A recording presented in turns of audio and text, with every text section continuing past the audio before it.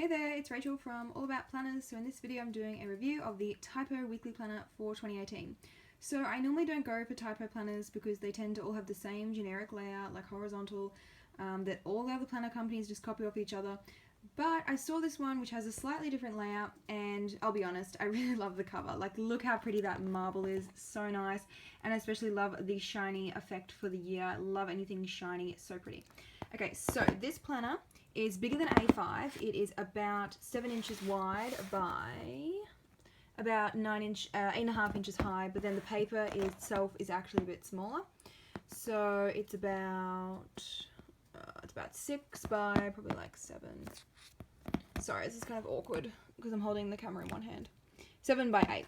I'll have the dimensions in the post, which will be linked below this video anyway if you wanted to check. Okay, so the cover is sturdy chipboard. It is not gonna like get damaged easily. I'm really pushing on it, it's not budging, so that's great. The coil is gold. I love gold. It is wire binding though, which, I mean, it's okay. It's like spiral binding, but I do prefer disc bound, but it is better than the other book bound style that they tend to have. It's about 1 centimeter thick, and there is room for the pages to expand if you wanted to use stickers, which always add bulk to your planner to decorate. Alright, so let's have a look inside. So you've got the This Belongs To page. What I like about this planner is the covers extend beyond the pages and the tabs, so they're protected and they're not going to get damaged, which is great. Love when they think ahead like that. Okay, so we've got the 2018 dates at a glance, some contacts pages, public holidays. So I really love this about the planner. It has not only Australia, because Typo is Australian, but also by state, and then all other countries as well, like USA, New Zealand. There's also UK, and then some other countries as well where planner people tend to live. And then we go to do with the notes pages. So one of my cons is it has this like grid graph paper scattered throughout the planner. I personally cannot stand graph paper. I hate writing on it. I find it really irritating, and it just, I don't like it at all. But if you wanted to do something like a savings tracker or habit tracking, then it could be good for that. But personally, I don't really like it. So that's definitely a con for me. Another con is the tabs. Well, yes, you've got tabs. The cardstock is really thin. Like, to be honest, it barely passes for cardstock. It's only slightly thicker than paper. The paper in this planner is also really thin and feels quite flimsy. I'll have to do pen testing. See how like flimsy, you can even see my shadow through it. So yeah, quite flimsy. I'll have to do some pen testing, and I'll have that link below in the post as well. So this little part here where the month is laminated, but otherwise it's not very durable at all. Then we've got some more notes pages, and we get into the monthly calendar. So the monthly calendar itself is quite functional. The boxes are quite big. They're about 1.25 for the height, and then a little bit less than that for the width. I do like that they make the most of the space with happenings, headlines, and highlights with lined writing space. Hate the sidebar where it's got the graph paper. Cannot stand writing on that. And it's also kind of weird because I don't know if it's a printing error or if it's supposed to be like that. But see how the boxes are not quite the same size like that one, and then down here as well, like that's kind of just weird to me. I don't know, perfectionists just don't like it. Okay, so the monthly calendar starts on a Monday, and I was pleased to see that the weekly spread also starts on a Monday as well. Yay, some planner companies don't do that.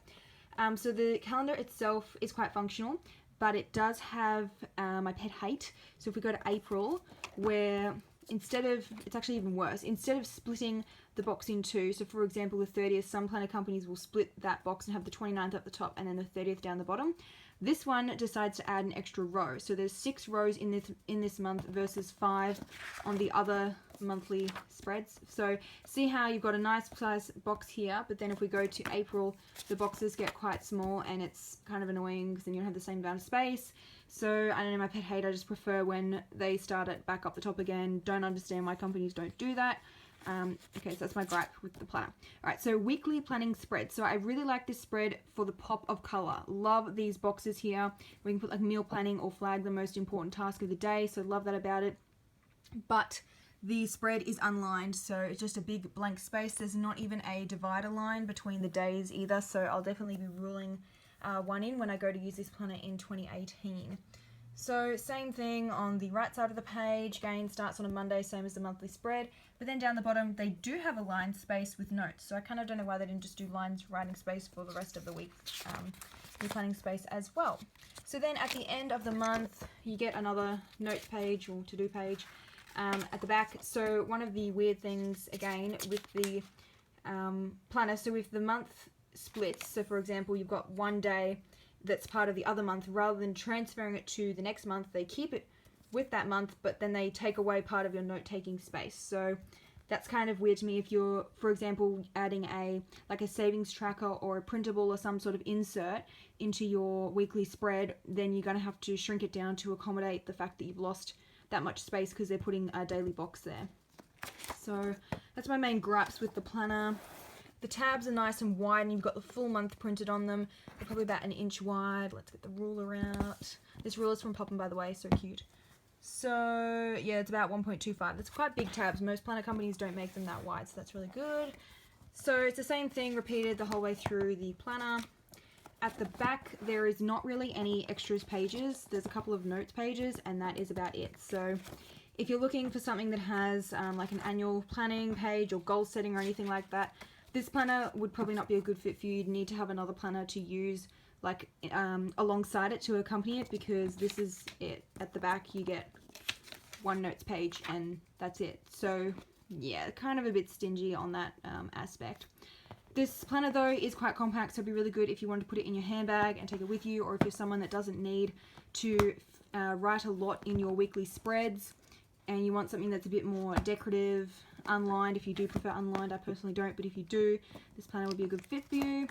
And if you are really OCD like I am about the month starting on a Monday and the weekly spread as well. So the back cover has that same sturdy cover as the front in the chipboard. So I hope you found this review helpful.